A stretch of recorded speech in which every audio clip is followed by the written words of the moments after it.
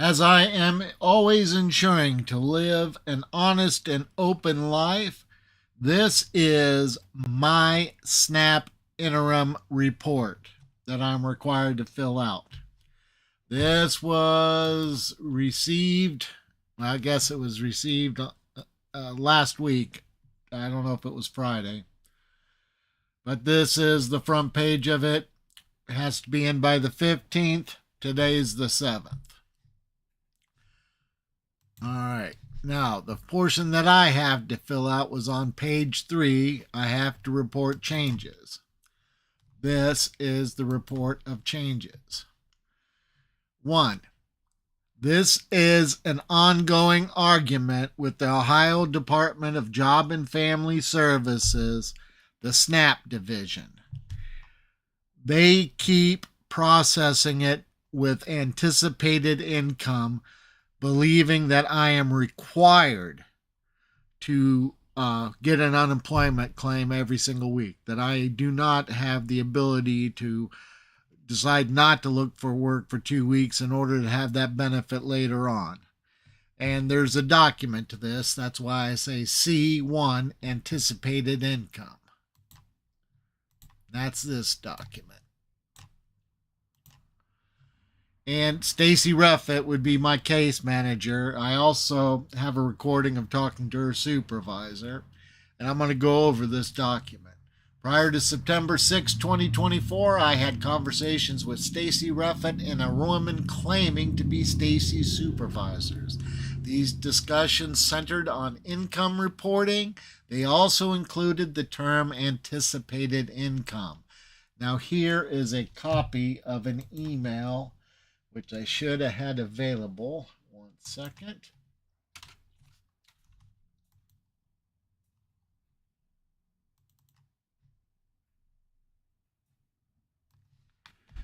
Okay, here's that email, and it states 3 Ohio Administrative Code sections, and I reference them.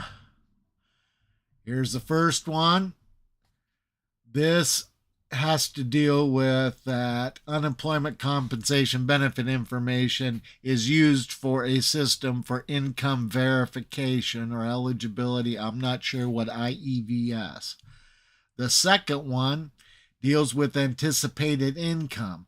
Now, this is how they determine what the most likely income is for a person from month to month. I pointed out, since I don't need to get an unemployment check every single week, that my income varies month to month and cannot be anticipated. And that this section, let me see, for the purpose of determining the Supplemental Nutrition Assistance Program Assistant Group's eligibility and monthly benefit, is to take account the income already received by the assistance group during that and anticipated income from that assistance group. Now, I am arguing that since I am permitted to stretch out my unemployment benefits, they cannot make an accurate anticipation amount. Code does not apply to income that is irregular. And then there was another one, the reporting requirement, and this talks about changing income, and that's how this argument started, is me pointing out that my income goes from month to month. Here is my unemployment statement. It shows that it lasts for a year and how much it is. It comes out to 26 weeks, and it shows that some of the weeks I didn't get it because I didn't. Now, lately, I've been doing it straight up because of the income verification or notification. Because of the income reporting for PIP and HEAP. So I was keeping up. Plus, I was getting a lot of stuff for the homes because after this, I need all the kitchen gadgets I can do in order to live the rest of my life. I am asking for them to review the policy. I think that I get to decide whether or not I'm going to get all the unemployment income for that week or not. And that if that means that they have to calculate it month to month, so be it.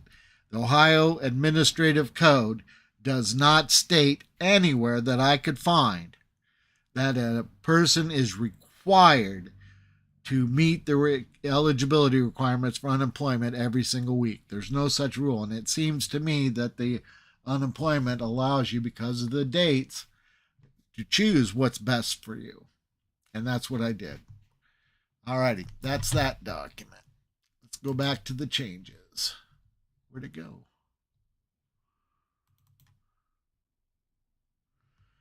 Now, going through this, rent or mortgage. That is how much I pay in rent, but the lease says $420 or $450, but I always have a late fee, that's $25. I also have a rent statement for that. The lease and the rent increase letter shows an amount of $475. It is because I have a past due balance, and I will always have a late fee until I'm current. I do try to pay down my past due balance when I can, and I do. So if they wanted to do that accurately, it too should be on a month-to-month basis and accurately reporting what I spent. It isn't that the regulations are bad. It is the administration of these regulations that there seems to be disconnects. I don't understand it. It is simple. I can simply bring up my bills, my income, and they can calculate this every single month.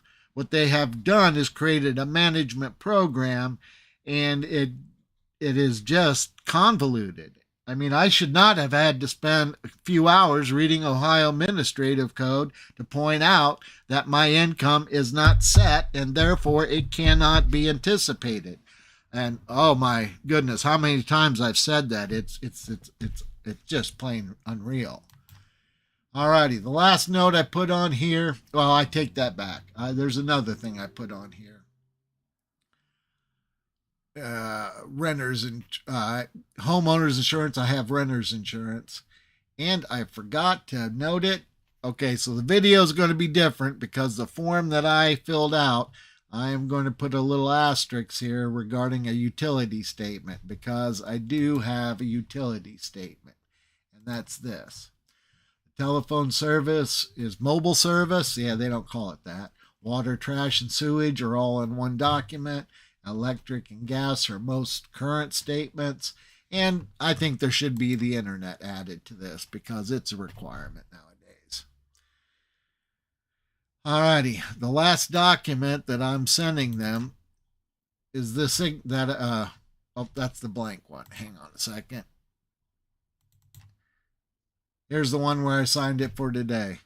I'm going to give them copies of all these documents plus scan them. If anybody would like to see a copy of things, or anytime somebody wants to check my records, give me a call. Well, I'm hoping to get this all done in order to play Diablo 4, because the Vessel of Hatred gets released today. Y'all have a great day. Bye.